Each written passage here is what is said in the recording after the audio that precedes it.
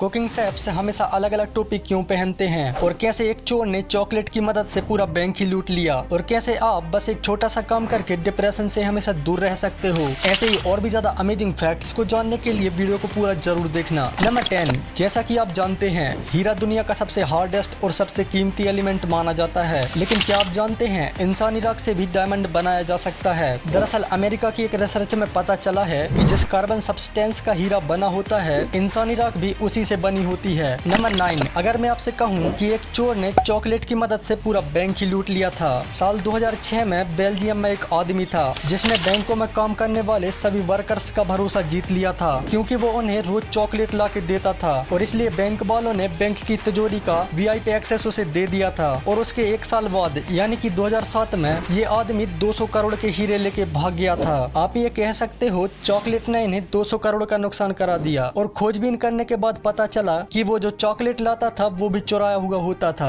Number 8, computer से आजकल क्या क्या किया जा सकता है ये तो आप जानते ही हैं, पर उसके साथ माउस ना हो तो सब बेकार है। लेकिन फ्यूचर में माउस ऐसे नहीं होंगे, ये नया इन्वेंशन आपके होश उड़ा देगा। दरअसल अब जो माउस आने वाले हैं वो कुछ इस तरह की रिंग के शेप में आएंगे, जिसे आप इजीली अपनी उंगली में पहनकर ब्लूटूथ से कनेक्ट करके चला सकते हो। इसमें क्लिक करने के लिए आप उंगली को बस नीचे की तरफ टैप कर सकते हो और स्क्रॉल करने के लिए आप अपनी उंगली को ऊपर नीचे मूव कर सकते हो। ये एक वाकई रेवोल्यूशनरी इन्वेंशन है। नंबर 7, आपने रिसर्च ऑपरेशन के बारे में तो जरूर सुना होगा। वही रिसर्च ऑपरेशन जैसे ज्यादातर मिलिट्री किसी फेमस पर्सनालिटी के गुम हो जाने पर चलाती हैं। लेकिन क्या आप जानते हैं दुनिया का सबसे बड़ा रिसर्च ऑपरेशन कब और कैसे ढूंढने के लिए चलाया गया था? अगर नहीं तो आज जान लीजिए कि दरअसल साल 1965 में ऑस्ट्रेलिया के प्रधानमंत्री हैरोल्ड होल्ट सेवियड बीच पर स्विमिंग करते हुए किसी रहस्यमय तरीके से गायब हो गए, जिसके बाद उन्हें ढूंढने के लिए ऑस्ट्रेलिया की आर्मी, ऑस्ट्रेलियन रॉयल नेवी और ऑस्ट्रेलियन एयरफोर्स के साथ साथ कई लोकल वॉलंटियर उनकी खोज में सर्च ऑपरेशन करते रहे उन्हें ढूंढने के लिए, लेकिन कुछ भी हासिल नहीं हुआ। बाद में उन्हें मृत घोषित कर दिया गया और ऐसे ही हिस्ट्री का सबसे बड़ा सर्च ऑपरेशन कहा जाने लगा। नंबर 6,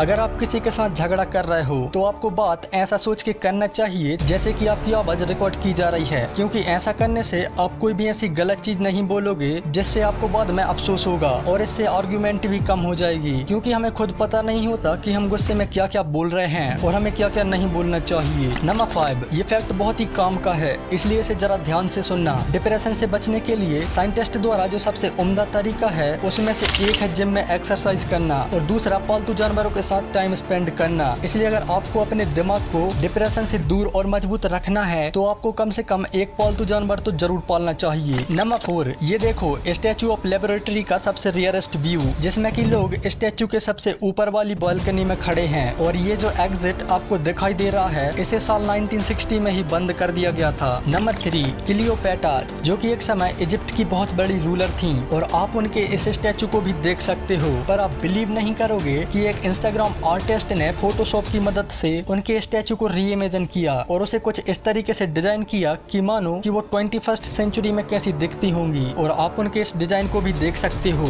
नंबर 2, चलिए मैं आपको मिलाता हूँ इनसे, जिनका नाम है सू आहियान, जिन्होंने इकोनॉमी की फील्ड में ग्रेजुएशन की है। पर आपका दिमाग ये जान के ब्लास्ट हो जाएगा कि इन्होंने KBC जैसे एक शो में 2 लाइफलाइन यूज करी थी इस प्लेनेट के सबसे मोस्ट डिफिकल्ट क्वेश्चन का आंसर देने के लिए, जो था where is the great wall of China located. जी हाँ, आपने बिल्कुल सही सुना, उन्हें इतना सिंपल क्वेश्चन का आंसर देने के लिए 2 लाइफलाइन यूज करनी पड़ी थी। नंबर 1, आपने आज तक एक न एक बार तो ये जरूर सोचा होगा कि शेफ जो होते हैं वो इतनी लंबी टोपी क्यों पहनते हैं। दरअसल इसकी कई वजह हैं। सबसे पहले एक शेफ टोपी इसलिए पहनता है ताकि जब वो खाना बना रहा हो तो उसके सर के बाल खाने में ना गिर जाएं, क्योंकि ऐसा होगा तो फिर कस्टमर को प्रॉब्लम हो सकती है और रेस्टोरेंट का नाम खराब हो सकता है। साथ में शेफ की जो टोपी होती है वो उसकी स्किल को दिखाती है, यानी कि शेफ कितना ज्यादा टैलेंटेड है। अगर किसी शेफ के सर में 100 से ज्यादा फोल्ड वाली टोपी है तो उसका मतलब है कि शेफ जो है वो 100 तरीकों से ऑमलेट बना सकता है। यही नहीं, जो शेफ्स के स्कूल्स होते हैं या जो बड़े बड़े रेस्टोरेंट होते हैं उसमें हर एक लेवल के शेफ के लिए अलग अलग टोपी होती है और जैसे ही शेफ का प्रमोशन होता है वैसे ही उसकी टोपी भी चेंज की जाती है। ये बिल्कुल मिलिट्री रैंकिंग जैसा होता है।